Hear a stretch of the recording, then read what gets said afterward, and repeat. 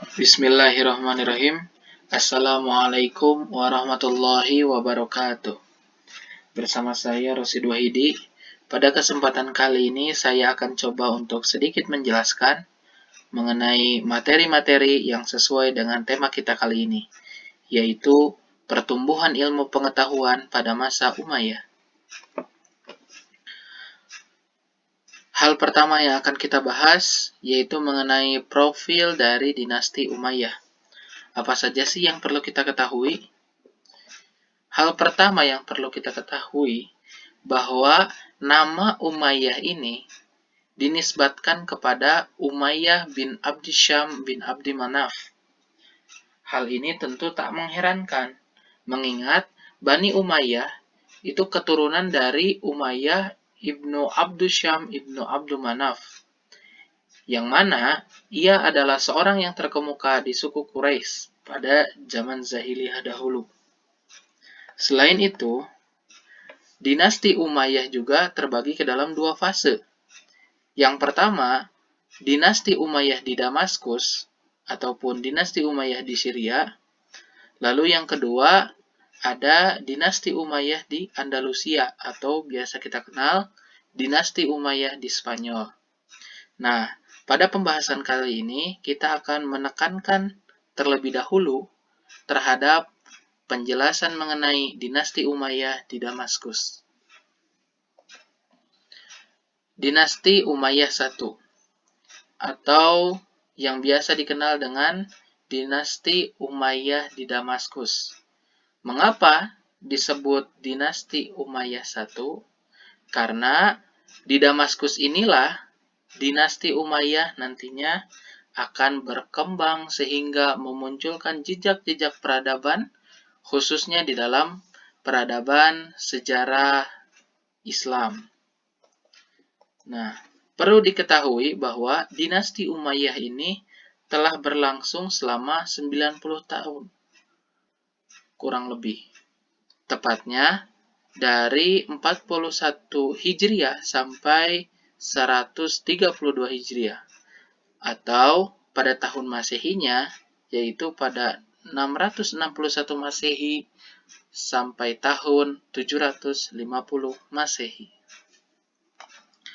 Adapun pendiri dari dinasti Umayyah I ini ialah Muawiyah bin Abi Sufyan bin Harb, yang mana keberhasilan Muawiyah mendirikan dinasti Umayyah ini bukan hanya atas kemenangan dari diplomasi pada Perang Siffin, melainkan sejak semula Muawiyah ini memiliki basis yang mana basis pendukungnya ini disebut sebagai basis yang rasional. Terlebih mereka seolah kukuh untuk mendirikan sistem yang baru dibandingkan dengan kekhalifahan yang dipegang sebelumnya oleh Hasan bin Ali bin Abi Thalib. Karena dinasti Umayyah ini terbentuk atas dasar keinginan dan kebutuhan dari masyarakat-masyarakat pada saat itu. Karena itulah dinasti Umayyah terbentuk bersamaan dengan segala peristiwa ataupun segala kejadian yang terdapat pada masa yang dipimpin oleh Hasan bin Ali bin Abi Thalib. Adapun selama dinasti Umayyah I ini berdiri, mereka telah memiliki 14 khalifah, yang mana di dalam 14 khalifah yang telah memimpin dinasti Umayyah ini, terdapat setidaknya beberapa pemimpin yang berhasil membawa dinasti Umayyah ini mencapai puncak kejayaan mereka. Adapun di antara khalifah-khalifah tersebut ialah Muawiyah bin Abi Sufyan, Abdul Malik bin Marwan, Al-Walid bin Abdul Malik, Umar bin Abdul Aziz, dan juga Hisham bin Abdul Malik. Setelah kita membahas mengenai dinasti Umayyah I di Damaskus secara umum, kali ini kita akan membahasnya secara spesifik. Dalam hal apa? Dalam hal kebijakan mengenai pendidikan pada masa dinasti Umayyah. Apa saja sih yang bisa kita ketahui dari kebijakan-kebijakan seputar pendidikan di masa dinasti Umayyah ini? Yang pertama, perlu diketahui bahwa pendidikan pada masa dinasti Umayyah I ini bersifat desentralisasi. Artinya, pola pendidikan tidak terfokus pada pusat pemerintahan dinasti Umayyah, melainkan diserahkan kembali kepada pusat-pusat kajian pendidikan itu sendiri. Misalnya, ketika pendidikan berada di Damaskus, pusat pemerintahannya, bukan berarti wilayah-wilayah lain ini mesti mengacu kepada pemerintahan yang ada di Damaskus dalam hal pendidikan. Akan tetapi, pendidikan di dinasti Umayyah ini diserahkan kepada wilayah-wilayah yang memiliki kemampuan untuk mengelola seputar pendidikan ini. Seperti itu. Karena tujuan dari pendidikan yang didesentralisasi ini agar orang-orang yang ingin mengakses ilmu tidak harus seperti zaman dulu, yang mana ketika mereka ingin mendapatkan sumber-sumber kajian, mereka mesti datang ke Madinah, mereka mesti datang ke Mekah, seperti itu. Tujuannya agar tidak seperti itu. Jadi, dimanapun mereka berada, mereka bisa mendapatkan akses ilmu tersebut.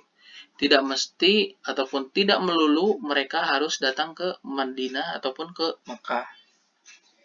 Adapun kajian pendidikan pada masa dinasti Umayyah itu berpusat di beberapa daerah seperti itu ya. Seperti ada yang di Damaskus, ada yang di Kufah ataupun di Irak, lalu ada di Mekah, di Madinah, di Mesir, di Cordoba, di Damsyik, dan juga di Palestina atau istilah lalunya yaitu Syam. Lalu, selain pendidikan ini bersifat desentralisasi, ternyata pada masa dinasti Umayyah ini, pendidikan terbagi ke dalam dua jenis. Ada pendidikan khusus, ada pendidikan umum. Nah, apa sih yang dimaksud dengan pendidikan khusus itu? Pendidikan khusus ialah pendidikan yang diselenggarakan dan diperuntukkan bagi mereka, anak-anak khalifah dan anak-anak para pembesar. Dalam artian mereka-mereka yang memiliki kedudukan terhormat di dalam keberlangsungan dinasti Umayyah, yang mana tempat proses pembelajarannya saja dilaksanakan di lingkungan istana. Tak cuma itu, dalam hal pemilihan guru pun, ini ditunjuk langsung oleh khalifah. Karenanya tidak main-main mereka yang mendapatkan pendidikan khusus ini. Karena mereka akan mendapatkan segala macam tempaan, materi-materi pembelajaran yang bisa mereka dapat. Adapun cakupannya meliputi membaca dan menulis Al-Quran, lalu belajar seputar hadis, bahasa Arab, syair-syair, lalu ada juga sejarah bangsa Arab, bahkan sampai kepada tata krama seperti kesopanan, lalu keterampilan-keterampilan yang mesti dimiliki oleh mereka-mereka golongan-golongan bangsawan seperti itu. Sebut saja seperti latihan berkuda, latihan basic kepemimpinan untuk mengelola strategi-strategi peperangan seperti itu. Karena mereka ini, orang-orang yang mendapatkan pendidikan khusus, disetting sedemikian rupa agar mereka kelak bisa menjadi penerus-penerus yang dapat mengelola dinasti Umayyah ini agar tetap jaya, agar tetap berada pada masa keemasan mereka. Itu yang dinamakan dengan pendidikan khusus, seperti itu. Berbeda dengan pendidikan yang umum. Apa pendidikan yang umum ini? Pendidikan umum ini ialah pendidikan yang diperuntukkan bagi rakyat biasa, yang mana proses pendidikan ini merupakan kelanjutan dari pendidikan yang diterapkan dan dilaksanakan sejak zaman Nabi Muhammad SAW masih hidup. Sehingga kelancaran proses pendidikan ini ditanggung-jawabi oleh ulama, seperti itu. Berbeda halnya dengan pendidikan khusus. Pendidikan umum ini dikategorikan kepada mereka, orang-orang yang berada pada wilayah-wilayah yang tersebar di cakupan dinasti Umayyah ini. Jika tadi dikhususkan untuk golongan-golongan bangsawan untuk pendidikan khusus, kalau untuk pendidikan umum ini lebih merata kepada seluruh rakyat yang berada pada cakupan di dinasti Umayyah. Itulah setidaknya gambaran mengenai kebijakan-kebijakan mengenai pendidikan yang ada di dinasti Umayyah. Selanjutnya, yang tak kalah penting untuk kita bahas mengenai ilmu pengetahuan yang dikembangkan pada masa dinasti Umayyah. Sebagaimana kita ketahui ya, bahwa dinasti Umayyah ini memiliki beberapa keunggulan, salah satunya mengenai basic ilmu pengetahuan yang coba dikembangkan pada era dinasti Umayyah ini. Lantas apa saja ilmu yang coba dikembangkan pada masa dinasti Umayyah? Yang pertama, ilmu agama, jelas. Karena ilmu agama ini diperuntukkan untuk seluruh masyarakat yang ada. Tidak hanya terhadap mereka yang memiliki pendidikan khusus saja, melainkan pendidikan umum pun mereka wajib di dalamnya untuk mempelajari ilmu-ilmu agama ini. Apa saja cakupan dari ilmu agama? Sebut saja tafsir, lalu ilmu hadis, ilmu fikih, seperti itu. Setiap pelajar di sana diharapkan bisa mengikuti agenda pembelajaran seputar ilmu agama ini.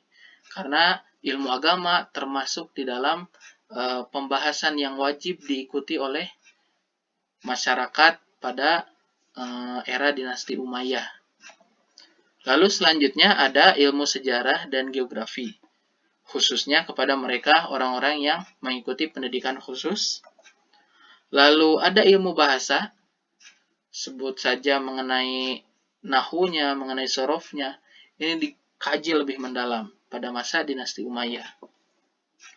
Lalu ada ilmu filsafat untuk melatih nalar orang-orang Islam pada era dinasti Umayyah agar tidak kalah oleh orang-orang yang berada di luar Arab.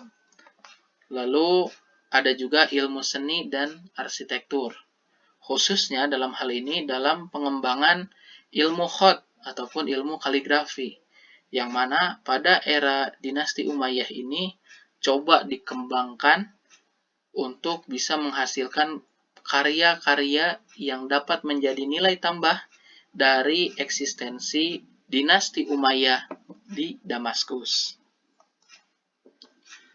Nah, setelah kita mengetahui mengenai ilmu pengetahuan yang coba untuk dikembangkan, kita juga perlu mengetahui nih mengenai akhir dari kekhilafahan dinasti Umayyah I di Syria ataupun di Damaskus ini. Mengapa demikian? Karena atas penjelasan saya sebelumnya juga, karena kan dinasti Umayyah ini terbagi ke dalam dua fase. Ada dinasti Umayyah di Damaskus atau Syria, dan juga ada dinasti Umayyah di Andalusia ataupun di Spanyol. Seperti itu. Karenanya kita akan membahas terlebih dahulu nih akhir dari dinasti Umayyah I di Syria sebelum kita nantinya akan membahas mengenai dinasti Umayyah di Spanyol. Nah, sebab yang pertama mengenai akhir dari kekhilafahan dinasti Umayyah I di Syria ialah lemahnya pemerintahan daulat Bani Umayyah. Mengapa demikian?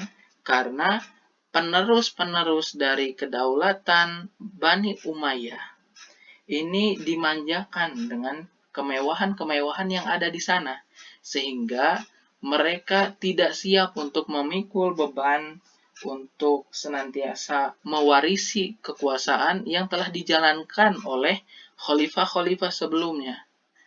Terlebih dengan adanya pengangkatan-pengangkatan khalifah berdasarkan keturunan dengan aspek senioritas. Karenanya, di sini muncul persaingan-persaingan tidak sehat yang melahirkan akhirnya khalifah-khalifah yang tidak berkompeten. Seperti itu. Lalu selanjutnya, sebab dari runtuhnya kekuasaan dinasti Umayyah I di Syria ini ialah terjadinya pertentangan antar kelompok. Mengapa demikian? Karena banyak yang tidak puas pada masa dinasti Umayyah ini mengenai kebijakan-kebijakan yang ada. Sebagai bukti konkretnya, masyarakat dari orang-orang beragama Islam dari golongan Syiah dan juga Khawarij yang mewakili kaum agama, mereka menolak seperti itu ya, turut hadir di eksistensi dinasti Umayyah ini. Selain itu, orang-orang yang Muslim akan tetapi non-Arab, mereka pun menolak dengan keras terhadap kebijakan-kebijakan yang diambil oleh khalifah-khalifah pada dinasti Umayyah ini, karena mereka menomorduakan orang-orang Muslim non-Arab seperti halnya yang dinasti Umayyah lakukan kepada mereka orang-orang yang mu'alaf. Jadi hak-hak mereka ini seolah dinomorduakan dibandingkan dengan Muslim-Muslim Arab asli di sana. Karenanya muncul ketidaksukaan, muncul ketidaksenangan mereka sehingga memunculkan konflik yang pada akhirnya merobohkan kekuasaan dari dinasti Umayyah di Damaskus ataupun di Syria ini. Lalu sebab selanjutnya ialah terbunuhnya Khalifah Marwan bin Muhammad oleh tentara Abbasiyah. Peristiwa terbunuhnya Khalifah Marwan bin Muhammad ini seolah menjadi pertanda berakhirnya pula dinasti Umayyah di Damaskus ini. Dan sosok dari klan Abbasiyah inilah yang nantinya akan mendirikan suatu era baru, kekuatan ataupun hegemoni dari dinasti selanjutnya, yang pada akhirnya akan memicu tumbuh kembangnya lagi dinasti Umayyah di Andalusia. Itulah kira-kira materi yang bisa saya sampaikan. Mohon maaf atas segala kekurangan. Semoga dengan kita senantiasa mempelajari sejarah, bisa senantiasa menambah wawasan kita, serta memperkuat keimanan kita untuk senantiasa bersungguh-sungguh mengamalkan ajaran Islam dengan sebaik mungkin. Itulah yang bisa saya sampaikan. Terima kasih atas perhatian teman-teman. Wassalamualaikum warahmatullahi wabarakatuh.